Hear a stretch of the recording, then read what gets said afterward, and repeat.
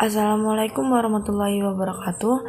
Perkenalkan, nama saya Alfira Najwa Maulidina, NIM 68, kelas MSBB.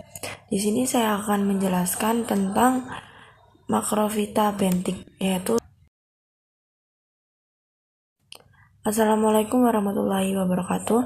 Perkenalkan, nama saya Alfira Najwa Maulidina, NIM 68, kelas MSBB. Di sini saya akan menjelaskan tentang struktur komunitas makrofita bentik.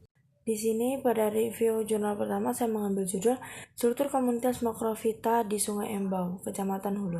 Tujuan penelitian itu sendiri yaitu untuk mengetahui struktur tumbuhan komunitas makrofita di Sungai Embau, Kecamatan Hulu. Metodologi yaitu sampel makrofita diambil pada bulan April 2016 di Sungai Embau, Kecamatan Hulu, Kabupaten Kapuas Hulu.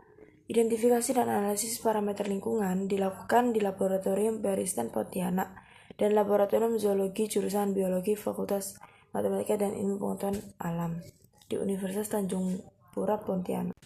Pada review jurnal yang kedua saya mengambil judul Struktur Komunitas Mikrofita Sungai Pelus Kabupaten Banyumas kaitannya dengan kandungan nutrien, nitrat, ortofosfat, dan silika.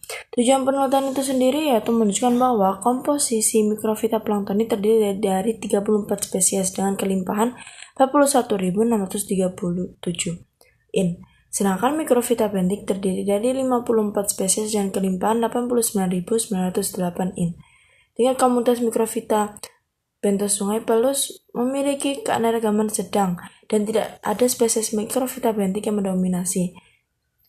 Metodologi sendiri yaitu pengambilan sampel mikrofita di Sungai Pelus dari hulu hingga hilir dilakukan dengan dua cara, yaitu sampel air permukaan diambil sebanyak 100 liter pada setiap stasiun dengan menggunakan ember plastik dan disaring ke dalam plankton. Membuat kuadrat berukuran 30 cm x 30 cm. Pengambilan sampel tersebut dilakukan pada 5 stasiun dari hulu hingga hilir. Pengambilan sampel mikrofita dengan cara mengambil semua substrat dan material yang terdapat pada kuadrat lalu dimasukkan ke dalam ember yang telah berisi pelarut 500 ml Aquades agar mikrofita bentik terlepas dari material tersebut, yang kemudian ditampung dan dibilas menggunakan pelarut di dalam ember tersebut. Substrat berupa batu, daun, dan ranting disikat secara halus. Setelah disikat, substrat dan material dibuang. Air sampel disaring menggunakan plankton. Air sampel tersebut dimasukkan ke dalam botol pelampung dan dituang ke dalam botol sampel. Kemudian ditambah dengan larutan formalin 50% yang diancarkan hingga konsentrasinya menjadi 4% dan diberi lugol sebanyak 2 tetes.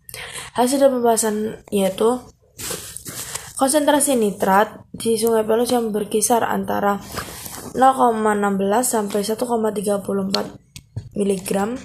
Stasiun 1 memiliki konsentrasi nitrat rendah, yaitu sebesar 0,16 mg. Konsentrasi nitrat di stasiun 1 karena daerah dengan vegetasi alami, sehingga belum dapat masukan dari aktivitas manusia seperti kegiatan domestik. Sumber nitrogen yang berasal dari aktivitas domestik yaitu dari rumah tangga berupa sisa dapur dan sisa MCK. Dalam Sasongko 2006 menyatakan bahwa kadar Menurut Sasongko 2006 menyatakan bahwa kadar nitrogen yang terdapat dalam limbah domestik berasal dari feses, urin, mandi, cuci, dan dapur.